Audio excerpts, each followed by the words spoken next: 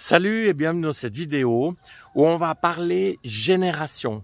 Qu'est-ce que ça veut dire? Ça veut dire qu'au lieu de planter par exemple des pommes de terre qui sortent toutes à la même période, je les étale et je choisis des cultivars qui arriveront plus tard. Ça me permet d'avoir des pommes de terre pendant plus de 3 mois.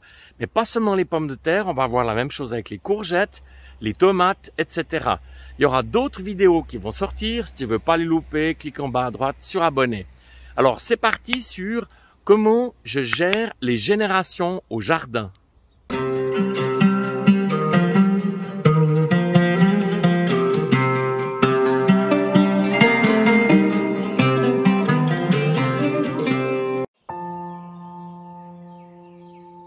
Alors première génération, les pommes de terre. Donc ici j'ai fait une vidéo sur les roses de France avec des résultats bluffants.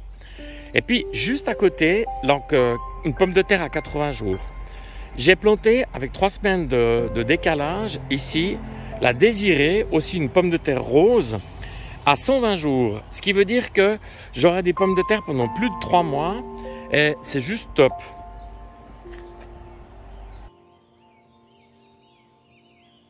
Au niveau des courgettes, j'ai fait 4 générations de courgettes. La première, elle a été touchée par le gel du 22 avril. Ça, c'est la deuxième génération, ici. Et là, ça marche super bien. En pleine pollinisation.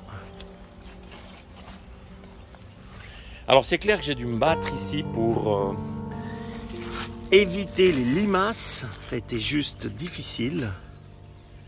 Alors on saute de la deuxième à la quatrième génération qu'on voit ici à l'image.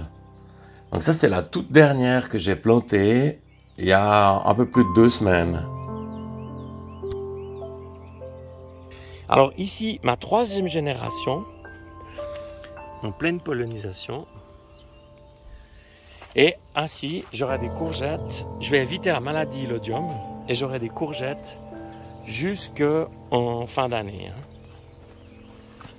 Regarde ici les jaunes, magnifiques, beurrés jaunes, graines de chez Zollinger.